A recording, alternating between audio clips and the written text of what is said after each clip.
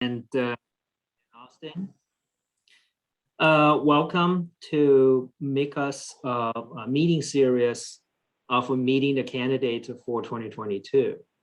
Tonight, we are honored to have Austin Chenge. Chenge just sounds like a typical Chinese last name, Austin Chenge, to join us to chat with us about his campaign. So a brief introduction of Austin. He is from Grand Rapids. He's only 36 years old. Austin, correct me if I'm wrong. Yeah, you're right. You're absolutely right. I am the youngest candidate in the race. You're right. Young and energetic. And we want more of candidates of a young and energetic. Thank you. Thank you. Yeah, you're welcome. Austin is the embodiment of American dream. And he accomplished a lot, and I'll let him introduce himself and highlight his accomplishment. A few things that really stand out as I reviewed his bio.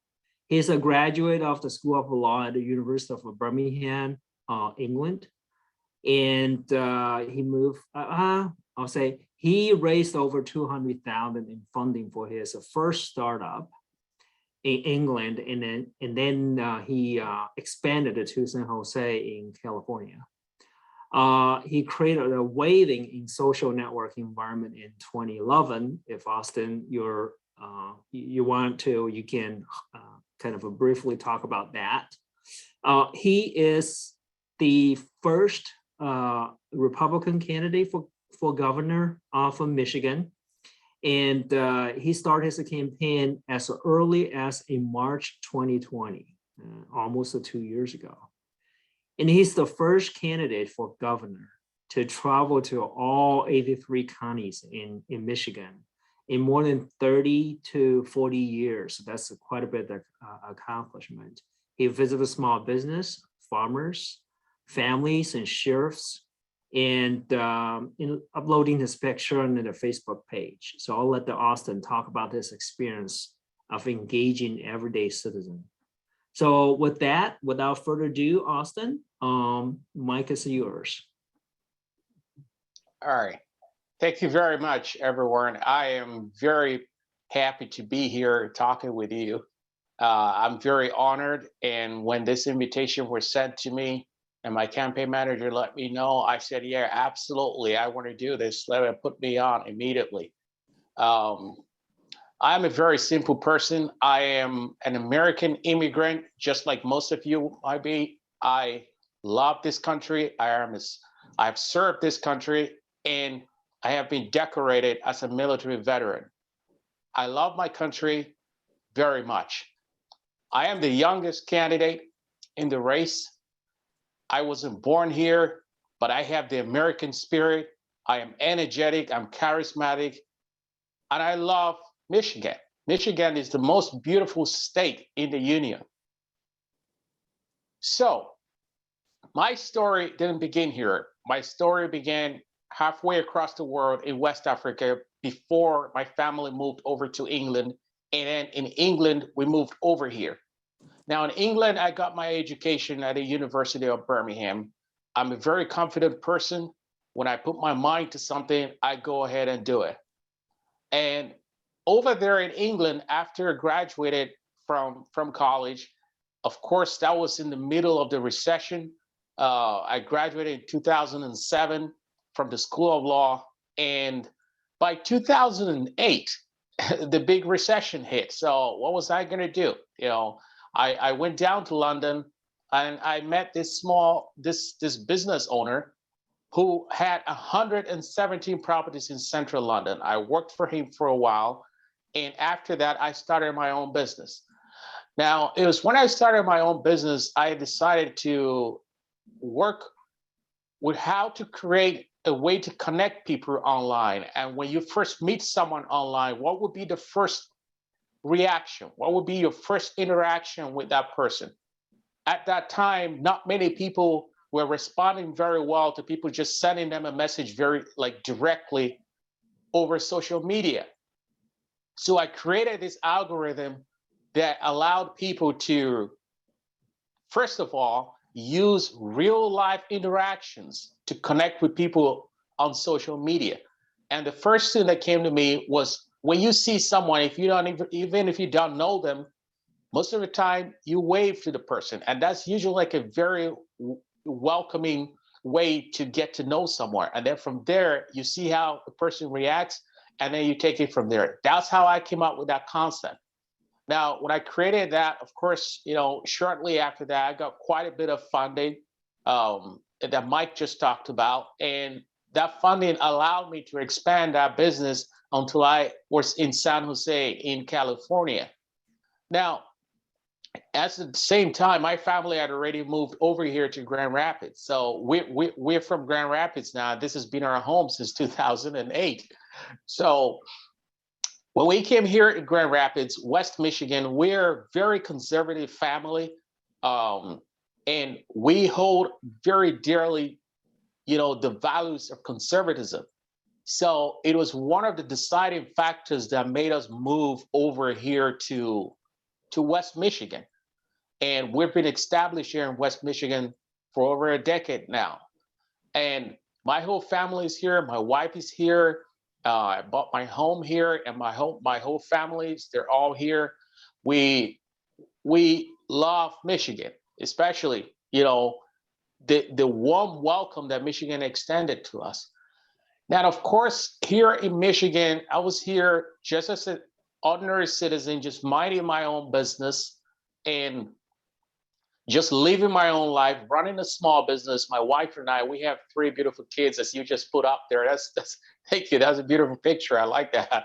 And so we were just minding our business and just living our lives, living our American dream. And suddenly we started noticing the things that we noticed before we moved over here happening right here under our noses. And I was either just going to take it lying down or get up and fight. And at the time, as Mike just said, it was very early on. That was March of 2020, in early March, and we didn't even have the lockdowns yet. But somehow I am a man of faith and I am a believer. So I put my trust in God. And it's one of the reasons why we moved to this country, because you have the right to religious freedom here. So you can exercise the right to worship your God in the way that you please. So I prayed, and the Spirit led me to do this. And there is a verse in the Bible, those who are familiar with the Bible, there is a verse in the Bible, a story in the Bible about David and Goliath. It's a story of tyranny and a story of a young shepherd boy standing up against tyranny. And that story, that encouraged me to get up and fight what we were facing. And I filed my documents at the time to become the first candidate. This was March of last year, March of 2020. So where was I going to start? I had no experience in politics, and I'm pretty young. As Mike and Gary just told you, I'm pretty young, but I am a very confident person. When I set my mind to something, I see through. So I decided that I was not going to follow the advice that everyone else was giving me, all the pundits and all the people who claimed to be like to know everything in politics here, who contacted me since I was the very first candidate. I had quite a lot of people reach out to me, actually. And I decided that instead of concentrating on the big cities alone, I was going to go out there and visit every single person in Michigan. I was going to go to every single county. They told me it cannot be done. But my goal was to show the people of Michigan that I am committed and I care about them. I went to farmers. I went to ordinary Michigan citizens who were suffering under the lockdowns. I went over there and I sat down with families. There's this one story of a father, a family, 3 generations, a grandfather, a father, and, the grandson. The grandfather started a small business, a restaurant business, and passed it down to his son. And that just, the dad passed it over to his son. And the business was shutting down. They had nowhere else to turn. This family cried with me, told me how if they could just raise $5,000, perhaps maybe they will be able to save everything. You know, as an American, to hear a fellow American get to the point where they thought that $5,000 was all that was going to save their entire business. It was very sad. It was a very heartbreaking moment. And I realized that I'm fighting for the ordinary Michigan citizen. Every single American who is here, who loves Michigan, loves this country, deserves to be heard. So I went about everywhere to see everyone. More than 11,000 miles, more than 7 weeks on the road, going to every single county. And I was able to accomplish that. I'm a very committed individual, and I love this state. This state has a lot to offer, and people are running away from Michigan. Personally, I find that very offensive. I've talked to news organizations in Florida, and I've put out a message to Michigan citizens who have left Michigan for good. Thousands and thousands. You would not believe how many thousands of Michigan citizens have left this state in the last 2 years. It's unbelievable. So I reached out to them out there in Florida, and I spoke to them on the radio stations and the news organizations that have spoken to me out there. Now, I'm a very fair person. I love fairness. Now, in today's world, people like to classify others based on where they come from and how they look. I just see myself as an American. And as an American, it doesn't matter if I'm an American immigrant, I am an American nonetheless, and I have the same rights and the same opportunities as everybody else. You know, the immigrants, when they come into this country, especially recent immigrants, are very hardworking people. All right. I've had the pleasure of welcoming immigrants, American immigrants from all over the world. Some of them from Chinese backgrounds. This very house where I'm speaking to you from this home office, I had 2 Chinese immigrant students who came in here, and they lived here for 5 years. For 5 years. I have a couple of homes here in Grand Rapids. My family, we have a couple of homes here in Grand Rapids, and they lived here for 5 years. They're still very good friends with us. They still reach out to us and communicate with us because we provided them a base to go into this country and establish themselves. I saw how hard they worked. I saw how committed they were to achieving the American dream. So in February last year, I proposed something. I proposed that we are Americans, every single one of us. There's no reason why we should have multiple individual history months in Michigan, because in Michigan, there are people from so many different backgrounds. If we were to have a month dedicated to every single background, there's not going to be a month in the year to make it possible. Now, this was met with very harsh criticism. I immediately had Congresswoman Ian Omar and other very high-profile ranking party officials criticize me. I came under heavy threats.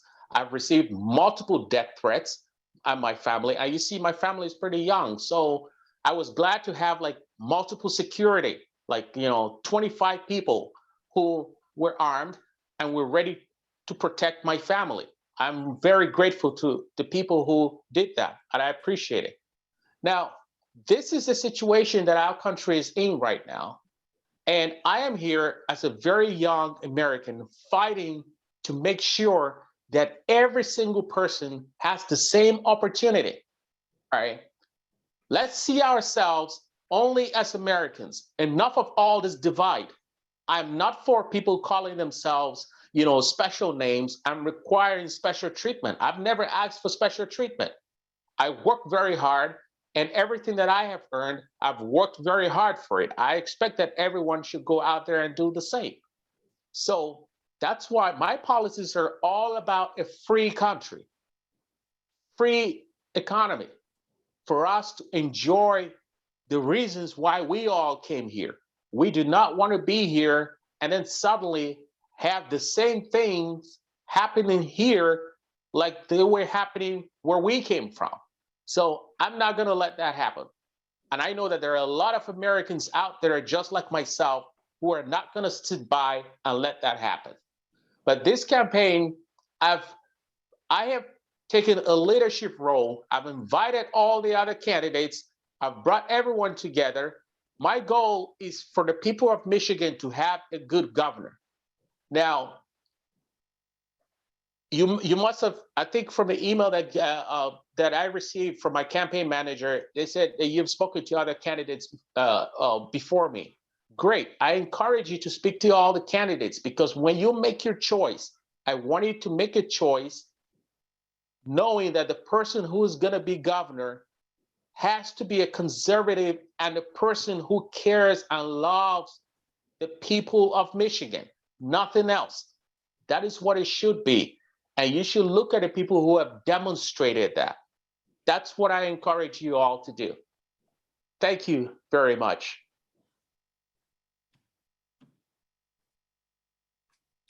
Thank you, Austin. So what we want to do, let me turn camera on so everybody can see me. So we have about, people are slowly streaming in. So we have some questions posted in the chat box. So we'll probably go to those questions. Then and also encourage everyone, you can ask a question directly to Austin. So let me go with the first question. Just a second, I have to move it to a larger screen so I can read them. It's very encouraging and exciting to see a naturalized U.S. citizen to run for the governor position. What brought you to Michigan, and why did you choose Michigan as your destination in the U.S.? How can you persuade the voters that your unique immigrant experience is your strength? All right, thank you very much. So you're right, as a naturalized citizen, this is a great opportunity. In fact, I had the privilege of being the first American immigrant from the continent of Africa to run for the office of governor in this country. So there's quite a few milestones that my campaign has set out and has achieved just by running. Now, of course, coming here to Michigan, like I said earlier on, one of the things that guided us, we're very deeply conservative. So we were looking for a place where we were going to settle and we will have a community of conservatives and people of our Christian faith as well that could support us in our move. Now, as you would imagine, a move across the country is usually very stressful. So we wanted to move into a place, settle down in an environment that was very welcoming. And we found West Michigan to be very particularly welcoming. Now, when we were sending out applications for, luckily for me, I had already graduated from Birmingham in England, but my siblings were still in the process of going to university. So we were looking for a Christian university, and we found a deeply conservative university called Calvin College, which is a university right now. And we said, okay, they're offering my siblings admission, and we don't really know much about West Michigan, but we didn't really know much about West Michigan, but we did quite a few research and looked and said, well, this is a pretty good region for us to be in. And that was what really guided our movement to West Michigan. And I'm glad we did, because we've been here in West Michigan since then. Thank you. Yeah, I met a lot of, through my work, met a lot of people from Western Michigan. And I know there's a big base of conservative, good Americans living out there, and they're very faithful to God. Yeah. Okay. Maybe Austin, you want to touch base on the second half of the question is, how can you persuade the voters that your unique immigrant experience is your strength? Maybe you already touched base on that. All right. Yeah. So now, as an American immigrant, I have seen the horrors that can happen in places where there's no freedom. I have lived, now, when I was in my early teens, in West Africa, there was a brutal dictator, and I heard on the radio or someone just talking about it that he may have been assassinated or he may have been attacked. And I went out. This is me as a very young person, about 12, 13 years old. And I went out and I started running around and spreading this news and running from small town to small town, small village to small village, and spreading this news on foot. And I was just running because I was so excited that we were completely free and we were going to have an opportunity to do something better with our lives. And I was running around, and then suddenly security operatives, tracked me down. Now, look, I'm a teenager at this point, a very young boy just running around showing excitement. And then imagine security operatives showing up with automatic weapons to stop me and holding me and taking me back as a result of this. Now, try imagine that. I imagine that happening here. Now, that's exactly what's been happening here in this country right now. You cannot be free to speak your mind. You cannot be free to speak your mind without repercussions. It shouldn't be so. That's not the principles that our founding fathers in this country created this country for. Our founding fathers created this country because they wanted us to be free, to enjoy the freedoms that we can't get anywhere else in the world. So I have seen this firsthand. It's not people telling me, I have experienced it myself. And I stand in a very unique position.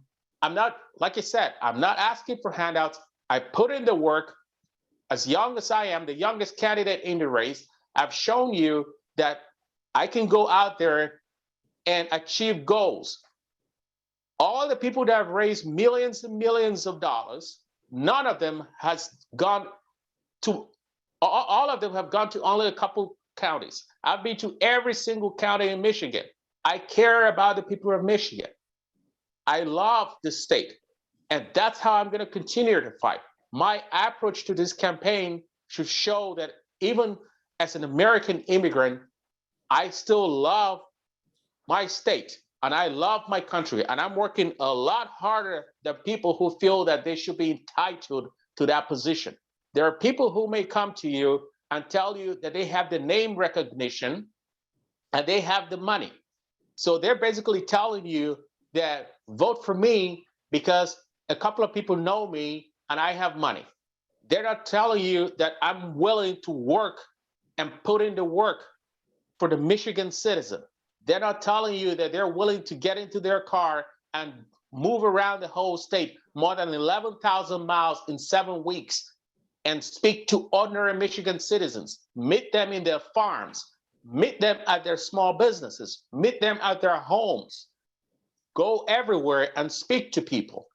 Now, they're not telling you that. They're just saying, give me more money and I have more name recognition and I'm going to win. And I can tell you right now that that's the kind of policy and that's the kind of strategy that has led us to where we are today. I will not be that governor. I will be a person who fights for the ordinary Michigan citizen like I'm doing right now. Okay, thank you.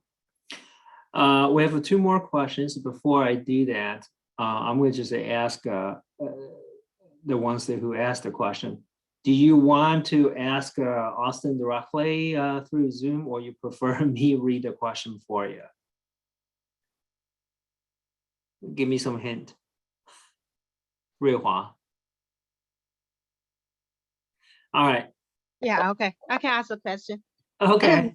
Okay, That's- sure. This is better. We have a more dynamic and sort of a dialogue going on. Go ahead, Rihua. Yeah, I'm just interested to know your stance on the education system right now. What do you think about it? And if you're in the position, what are you gonna do about it? You probably watch Youngkin right now. Today he just took the office and he's doing something right now. Something I wonder whether you have any thoughts about that. Thank you. So as a parent who has 3 kids, I believe that I have a choice to decide what happens in my child's education. And I have talked about this from the very beginning. I have talked about my idea of making our education an education that the parents can decide instead of a board or instead of the government deciding how our kids are taught. Now, I've been an outspoken person on this. It's actually in the spirit of that I spoke about taking away from our schools all of the nonsense that they're teaching our children about hate. I don't want my kids going to school and coming back and telling me that, well, they were told in school that, oh, this is how they look, so this is what they expect. And those other people look that way, and they have unlimited opportunity. I don't want that. I'm a very hardworking person, and I teach all my kids that if you go out there and you work hard, you study very hard, you can be whatever it is that you want to be. It is within your power to do anything that you want to do. So I don't want anyone teaching my kids in school all of that nonsense. And these are the things that I believe. I'm someone who has very deep convictions. And these are the things that I stand for. I cannot allow our state to continue to teach our kids this vile hatred for fellow kids in their class in the name of education or in the name of teaching our kids history that is completely twisted. Okay. Austin, this is Bin Yang. My question is, what do you think is the most important thing that Michiganders care the most? And if you are elected, and how are you able to do it differently than other Republican candidates? Right. So I went around, when I traveled around all the counties, and in some counties, I've been to those counties more than 4 or 5 times. So not just once. The number one thing that the people of Michigan have told me and have talked to me about, and I've had like meetings like this one, I've had meetings where there are hundreds of people, I've had some with a couple of thousands of people, and I've had very small ones as well. The number one thing that I kept hearing was election integrity. Now, people want to know that when they go out and they cast their vote, it's gonna matter. Now, there are a set of different aspects to this. Now, of course, people will ask questions about what happened in 2020 and so on. Now, I encourage people to ask questions because we're a free country. But the number one thing that I heard from Michigan citizens who talked to me and continue to send hundreds and hundreds of messages to me, they're concerned that their vote is not going to count anymore. So they're not even considering going to the polls anymore. We can't have that. We can't have a situation where an American citizen decides that they're not going to go vote anymore because they don't believe that their vote is going to count. That is very dangerous for our democracy. And that's very dangerous for our republic, because without people having the faith and the trust in their vote, we suddenly have a situation where we're no longer electing the leaders that will actually serve the people. So that's the number one thing. You know, I know that there are people who may go out there and say, oh, well, that's just a secondary thing, because they're focusing on a very small part of that. And that's people who are talking about the 2020 election. But Michigan citizens, make no mistake, Michigan citizens are concerned about the election. Now, I proposed And I was the only candidate that has proposed this. You will see this. Because I will be the governor for the people of Michigan, I am there to serve. So if the people of Michigan are no longer having faith in our electoral system, we need reform. We need to reform that. Now, when I go out to drive, when I go out to do very basic things in this country, I carry an ID. I want to be identified. I want people to know who I am. And I want to go out there and present that ID if there is any problem. Now, I don't see any reason why in today's world, people will object to having an ID so that they can go out there and vote and protect our democracy. This, I know people can play politics with this however they want. But to me, if I want to choose the person who's going to lead me, if I want to choose the person who's going to go out there and serve, and I'm going to give that person so much authority, I want to be identified, because I may not even be able to have the qualifications that require me to go cast that vote. So I want people to identify me, just as I want to identify the other people who are going there to cast that ballot. These are my beliefs, because I've seen enough of this nonsense in other places where people just walk over there. Now, this is the first world country. I'm talking about third world countries that have voter ID laws, that have a way to protect that democracy. Why can't we have that here? Because somebody wants to keep playing the system. And they don't like me because, as you can see, I'm a very outspoken, very confident, conservative person. And these are the values that I hold. So the number one thing is election reform. That's what I've heard from the people of Michigan. But it's the Secretary of State who runs the election. What kind of extra things a governor can do to make sure the election is fair and has the integrity?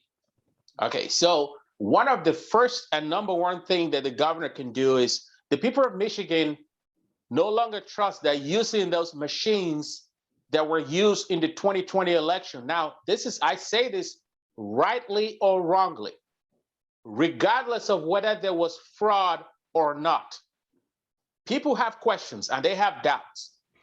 So those machines fall under an office of the governor. The governor can right now decide by just giving a call to the person who heads that office to cancel that contract that we have. I have personally reviewed that contract. I've looked at that contract. We can cancel that contract and have a different company, or have someone else, or have a different way of counting our votes, counting our ballots, counting everything in a way that gives everybody in Michigan confidence in our voting system. That's what we want. We don't want a situation where half of the people of Michigan decide that they're not going to go out there and vote because they don't trust, for whatever reason, rightly or wrongly, they don't trust the system that's being used to count the ballots. Now, if that situation happens, then only one side is benefiting from that. We can't have a situation that's why the governor has in her ability the way, and I'm the only one who has proposed this. I'm the only one who has proposed that on day one, I will cancel that contract that we have with that company, regardless of if there was an election fraud or not. I am following what the people of Michigan want me to do. Okay, thank you. Okay. You're welcome. All right, thank you. We have next question in queue. So Xiaohui, it's your turn to ask your question.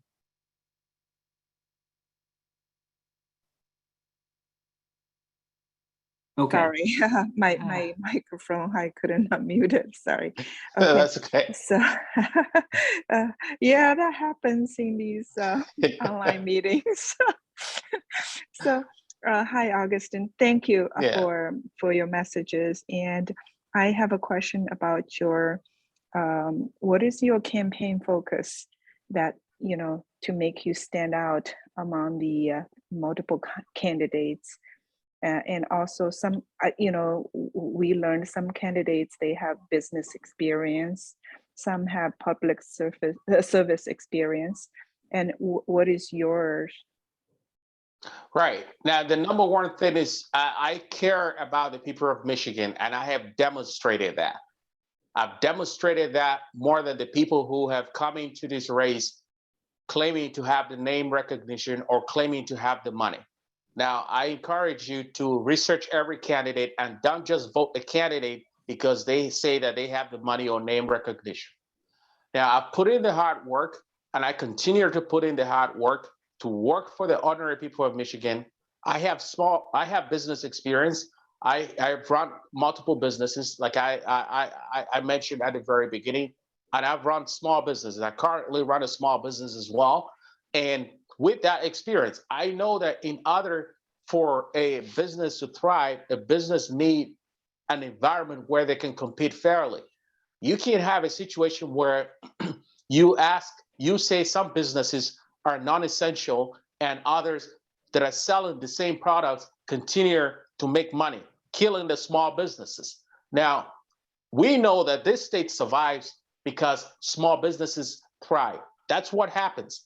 If our state now has a policy of shutting the small businesses down and putting in place as a small business, you already are tackling quite enough. As a business owner of a small business, sometimes you're doing jobs, 4 or 5 different jobs. You are doing it. Adding more responsibility on that person is completely unreasonable because they're not going to be able to keep up. That's why thousands and thousands of businesses are closing and running out here in Michigan and are running away from here. We can't have that. It's very late right now for the governor to turn around and say, well, now she's opening her arms to small businesses. But for the last 2 years, small businesses have been crushed. Now, I'm bringing to this my experience as someone who runs a small business and has run it quite successfully for at least 10 years, bringing that experience in. And also as a service member, someone who has served this country, I show that I can serve. I love this country and I love this state. I've shown that by going around everywhere and meeting people. It's very easy for the other candidates to do the same, but they only are in this. Most people who come into this are really just into this for name recognition, to get into the big office. Now you've got to really, there are very good candidates out there too. And I have spoken to quite a few of these candidates. Now the ones that are, I believe there are for the people as well. I have spoken to them and we have had some sort of discussions at length at how we can move forward to present a united front. But I believe that I'm young, I am deeply charismatic, and I care about the people of Michigan. And with that charisma, I'll be able to lead us to a new place here in Michigan. Thank you. Okay, very good. We have 2 questions currently queued up. So I'm going to go by one. So the next one is from Rui Hua. Do you want to ask your question about the education? Yeah, I just follow up my question regarding the education. You mentioned that parents should have a choice for the children's education. I just want you to elaborate on that. What do you mean school choice, school voucher, or what's your detail? I want more details. All right. Yeah. Thank you. Thank you for bringing up the idea of vouchers as well. Yeah, that is something else that I've discussed about. So I want parents to have a choice in the sense that if there is an amount, the state can calculate roughly how much that they pay out for a child to go to a particular school. Now, if I want to take my child from that school and take the child somewhere else, for instance, I've talked about the idea of the voucher system as well that can help parents to be able to do that. That is a possibility. And also, making it, if you lock down the schools in terms of saying that if you live within this district, these are the only schools, for instance, that you can go to. You shouldn't be able to go to any other school. Then a school that is inherently bad and is not really doing much to help the people in that community is not really going to help them any further if you do that, because those parents are then suddenly locked in that system where they can't move their kids somewhere else.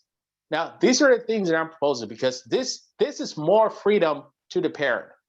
You know, parents need to have the ability to decide and say, well, I want my kids to go to this school. For instance, you know, it's not everyone who's lucky enough to have their kids in very expensive private schools. Now, there are charter schools out there, for instance, where kids can go to, and some parents might be able to afford that, but not every parent. But when it comes down to the government controlling to the very level where the parents should be able to decide, I mean, you were mentioning what was happening in Virginia, for instance. I try not to talk about out of state, but this usually starts as a trend.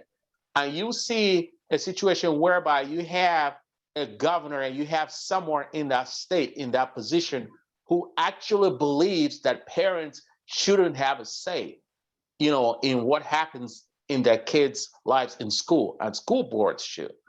That tells you the level of contempt some of these people in these offices have for ordinary Michigan families who just want nothing but the best for their kids. Now, if you have a voucher system and you have the setup, it allows parents the opportunity and the freedom to explore what's best for their child. And these are the policies that I'll be bringing. Okay, thank you. Thank you. Yeah. Next question comes from Hong Wei. Thanks for your patience. Go ahead. Hey, no problem. Thank you, Austin. Thank you so much for spending this evening with us and share your thoughts about Thank you. Future of Michigan. So I've been, because of my work, I've been traveling to different states in the last couple of years, and especially from my perspective, if you go to Dallas or Phoenix, those southern cities, and you can feel that vibe. People are coming in, new roads were putting down, high rises were constructions were going on and things like that. So kind of reflected the cold side of Michigan, that we're not seeing that in Michigan. The top talents graduate from University of Michigan, doesn't want to stay in Michigan.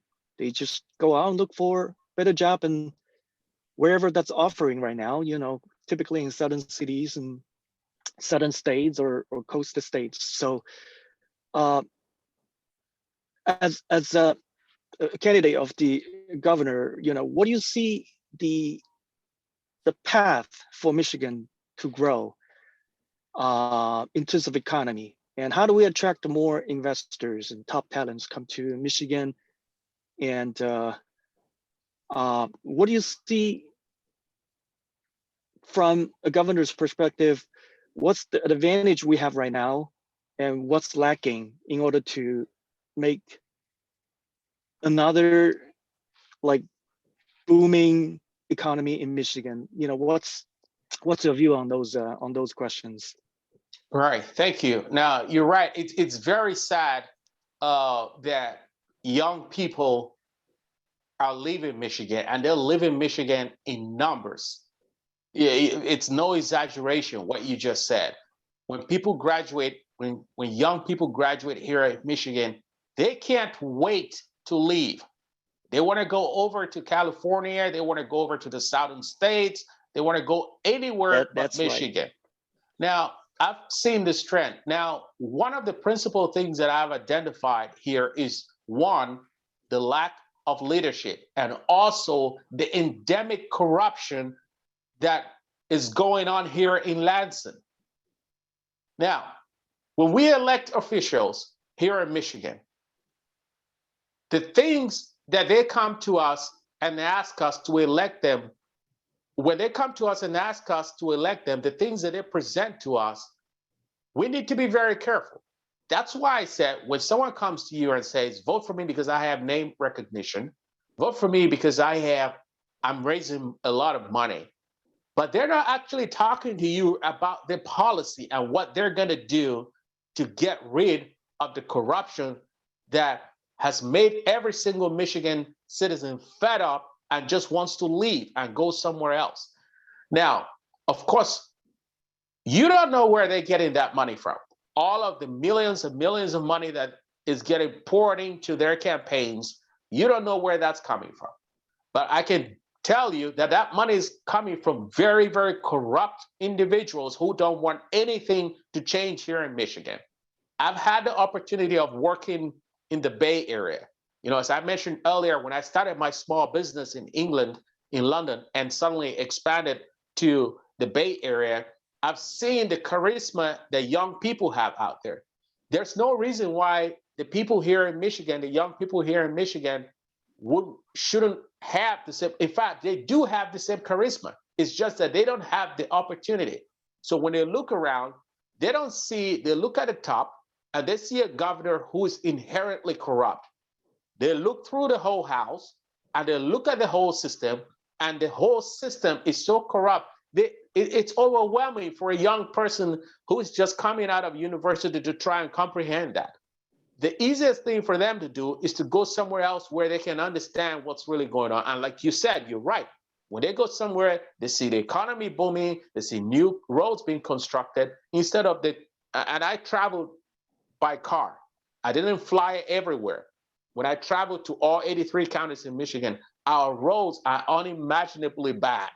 Like, if you think you've seen bad roads, I mean, you say you've traveled around, right? So if you've been around, you've seen good roads in other states. Now, when you take that and compare it to what we have here, it's unimaginable.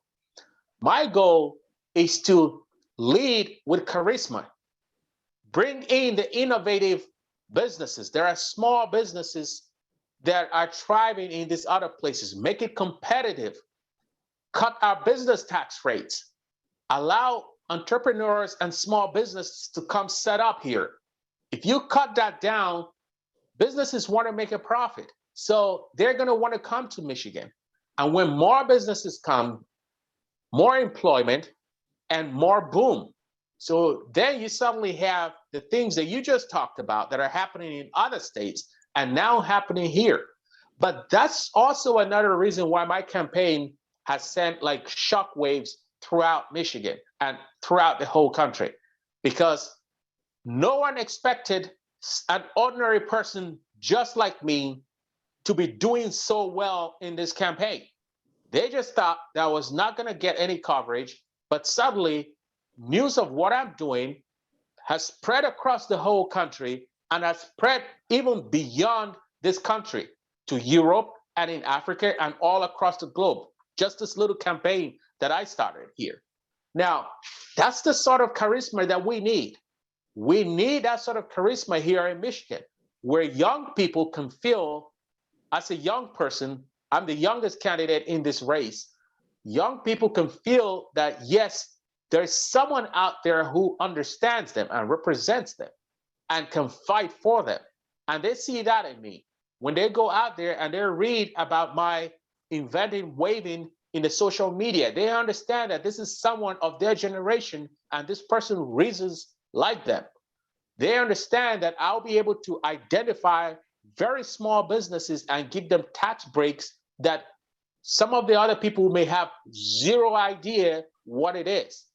There are small, innovative businesses that can start up here in Michigan. But if you present that same idea to someone who's, let's say, it's not just about age, but who's so buried up in corruption that doesn't want to see anything, they're not going to want to listen to it. But I would give them that opportunity to thrive here in Michigan. So that way, our young people can also innovate and enjoy Michigan. This is a beautiful state. Michigan is the most beautiful state in the union. If you take away all of the corruption, people can see that openly. Right now, they can't see it. I agree with you 100%. I think, being in Michigan for about 20 years now, I really love this state. And I do believe that the future of the state lays in the young man or young women's hands. And I mean, like you say, right? I mean, you're the youngest among all the candidates, and this is probably your strongest card. I would strongly recommend you to play that very hard, that you're connected with them and that you care about what they need, and you care about making efforts to keep them staying in Michigan, right? Yes. You know, with no young people in here, there's no marriage, there's no new house selling. You know, they're not going to buy much stuff. It's going to be a big problem if we keep seeing, you know, young people flowing out of the state. So, yeah, really appreciate the comments. I think I'm sure we're on the right track. Thank you. All right. Thank you. Thank you. Appreciate it. Very good. A little bit of housekeeping items. So what I propose is this, Austin. Pretty much throughout the hour, so we all ask you question, you know, one after another. Given this is MICCA, right? Michigan Conservative Chinese Association. This is our identity. Do you have any questions for us, or do you have anything that you want to know about this community that we can, you know, everybody could just chime in and give their 2 cents? Oh, I think what I would have is pretty much just some advice that we have. Most of us are American immigrants. When you're here, work hard and keep your head up. Don't let anyone tell you that because you're an American immigrant, that your choices are limited. No, I do not buy into that philosophy. It's the reason why I'm able to do what I'm doing right now and set that example. Because I want my kids, and I believe you also want your kids to have limitless opportunity. I want them to go out there and to be able to achieve greater than what I am doing today. So I don't let anyone tell you that you do not belong. Don't let anyone tell you that you are different or that you can't accomplish much. And so therefore, there's some people who will come and try and identify with you just so that they can secure their own goal. And that goal is usually a goal of division. I do not subscribe to that philosophy of dividing people. I feel that as Americans, the first thing that unites us is being an American before anything else. It doesn't stop you from enjoying and learning about your heritage. It doesn't. But the first thing that unites us as a people, as a country that's formed of very different people, is the idea that we're free people. We're Americans and we can achieve anything that we want to achieve. So I am very encouraged when I meet, American immigrants with your heritage. Like I told you the story of the young ladies who came here, and I was able to give them a base for them to go into this country. I'm very proud of what they've been able to achieve. They don't put their head down. I told them that when you're here, go out there, work hard. And she was able to get like a very big job in a very short time. And she continues to follow that philosophy. That's the same way I would like to advise you to keep setting up your businesses, keep going out there, reaching out there. I went out, I own property, not just in the city. I own property out in the country here in Michigan. I own property in Canadian Lakes, which is very far out in the country. I go out there and I have a good time with my family. People are welcoming. People welcome me when they see me with my kids riding bikes in the countryside here in Michigan. Explore this beautiful state. Don't let anyone tell you anything else. There are people who will speak hate and division all day long. Don't buy into this. Live a free life and an American life. Okay, thank you. All right, so we are right on top of the hour. This is good dialogue. Austin, thank you very much for sharing with us your view and your story. Most importantly, is your story. And thank you everyone who participated today. So Gary, I probably turn to you to see if any summary you want to sort of highlight. Maybe talk about the next series that is chef is scheduled. Thank you, Mike. Yeah, sure, Mike. Thank you. You said it very well. And thank you, Austin, for coming to us, connect to us, and I really appreciate your service to this country, and appreciate your Gary. effort to continue to serve in a different capacity, of course. And you're probably the most hardworking candidates, I would say, right? And I really love that passion, love your enthusiasm. Yeah, exactly. That's what we need. This state need a change of leadership, and we just like everybody is talking about. We have job losses, we have talent losses, and today just I heard the news that Ohio got the Intel committed to build a $20 billion fab there instead of here in Michigan. That's a shame, especially hate it even more when lose the Buckeyes, of course. Yeah,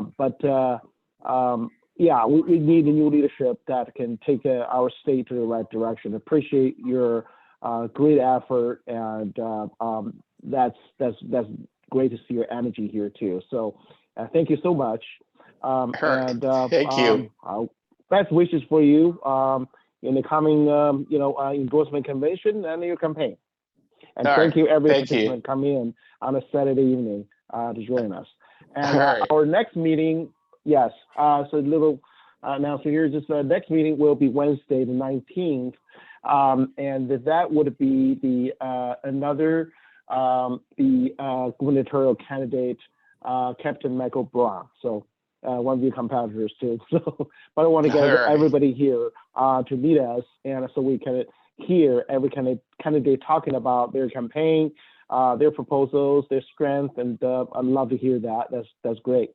Thank you so much, and good night, everybody. Thank you, Mike. Thank you. Thank you. Thank you, Thank Gary. Thank you, Austin. everyone. Bye, Thank you. everyone. Thank you very much. Bye. Bye. Have a good night. You too.